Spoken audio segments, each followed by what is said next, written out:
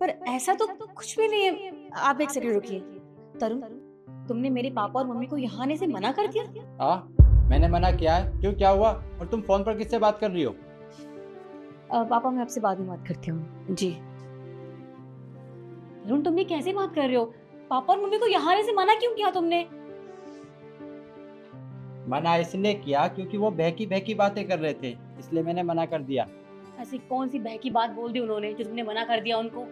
अरे बहकी बहकी तो बात है। कह रहे थे कि दामाद जी, मेरे बहू और बेटे से मेरी लड़ाई हो गई है, हम आपके पास आ रहे हैं। पहले तो मेरी समझ में नहीं आया, फिर मेरी समझ में आया कि ये तो ये कहना चाहते हैं कि परमानेंटली मेरे घर रहेंगे। मैंने तो साफ साफ मना कर दिया, अगर आपको आना है तो चाय पानी पीने खूब आओ, लेकिन घर पे रहने के लिए कोई जगह नहीं है। तरुण, मेरी बात सुनो। देखो, हमारी रात को ही तो बात हुई थी। मैंने कहा था कि भाभी की बहुत गंदी लड़ाई हो गई पापा और मम्मी के साथ, इसलिए वो यहाँ आना चाहते हैं। और तुम समझो, इस उम्र में वो कहाँ जाएंगे? और तुमने एक बार मुझसे पूछा नहीं, हो तुमने मना कर दिया। अरे मैं तुमसे क्या पूछता, मना करना था, मैंने मना कर दिया। और वैसे भी उनका यहाँ पर कोई राइट नहीं बनता मेरे घर पे रहने का। क्यों नहीं बनता? आखिरकार ये घर मेरा भी तो है, और अगर मेरे पापा और मम्मी आ रहे हैं तो क्या दिक्कत है तुम्हें?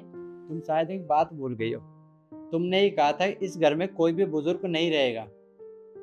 हाँ, कहा था मैंने, लेकिन वो तुम्हारी माँ के लिए मना किया था। तो तुमने मेरी माँ के लिए मना किया था, तो तुम्हारी माँ भी तो नहीं रह सकती यहाँ पर।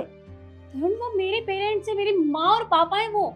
मैं उनकी बेटी हूँ। उन्होंने मुझे पढ़ाया लिखाया, इस काबिल बनाया है आज, और तुम्हारे साथ रह रही हूँ उनकी वजह से।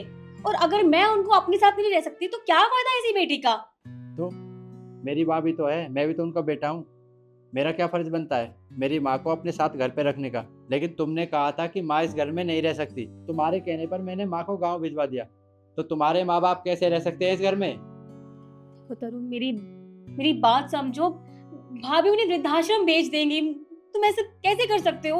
मैं नहीं चाहती वो वहां जाए, मैं चाहती हूँ वो मेरे साथ रहे, अपनी बेटी के साथ। मेरी बात क्यों नहीं समझ रहे हो?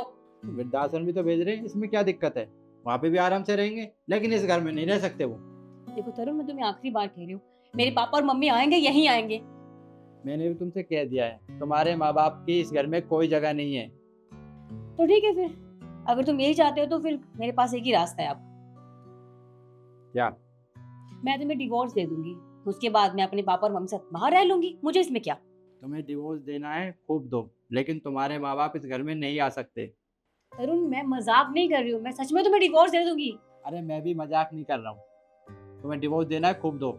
यही बात तुमने जब मेरी माँ घर पर आई थी ना, तब यही बात कही थी कि अपनी माँ को घर से निकालो, मैं तुम्हारी माँ के साथ नहीं रह सकती, वरना मैं तुम्हें डिवोर्स दे दूंगी।